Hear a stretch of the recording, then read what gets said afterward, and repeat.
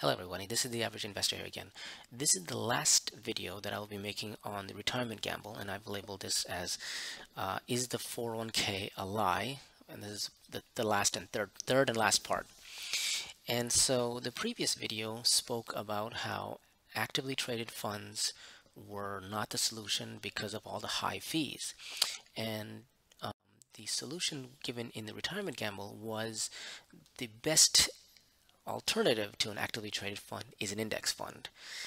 And an index fund is basically a fund that buys a large amount of shares in the general market, in the index, so like the NASDAQ or the Dow Jones or what have you, or the S&P 500. They will have a large amount of shares, and they will basically buy them and hold them. And the reason they're cheaper is because there's no active trading. No one is actually thinking, do I buy this, sell that? No, it's just you bought a whole bunch of stock from a larger market, and you're just holding them. And the benefit is usually, if not always, the market always beats a actively traded fund. It is basically almost impossible to beat the market. So it is best to buy the cheapest fund because they have the least amount of fees, or the most minuscule amount of fees, and you usually do the best with them. So one may wonder, why is index funds not usually advised or recommended by your financial advisor? And the reason is your financial advisor is not acting in your best interest, and that's a simple fact. Usually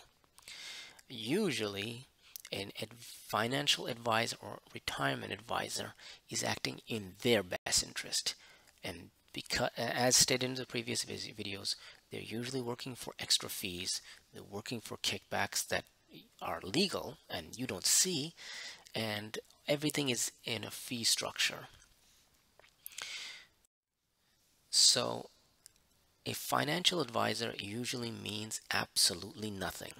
Anyone could be a financial advisor. Your butcher could be your financial advisor. The man on the street could be your financial advisor.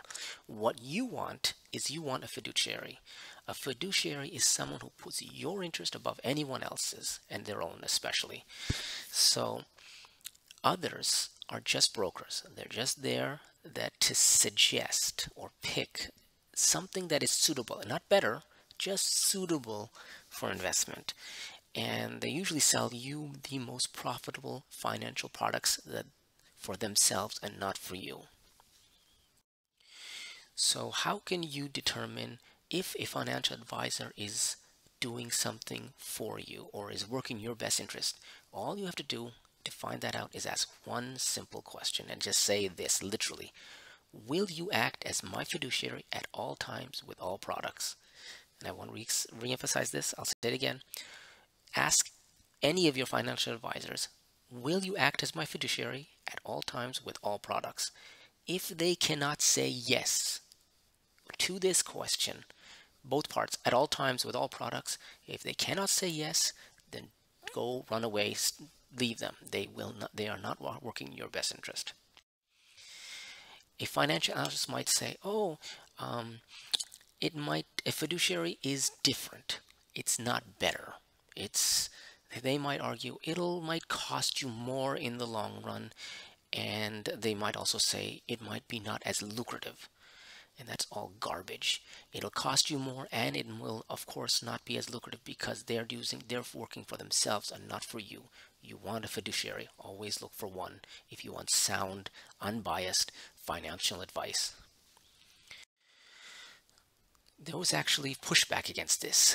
Financial advisors actually fought Congress and won over this issue. Back in the fall of 2010, the Department of Labor tried to introduce a fiduciary rule, and it would require all financial advisors to act in their clients' best interest above their own when dealing with retirement plans.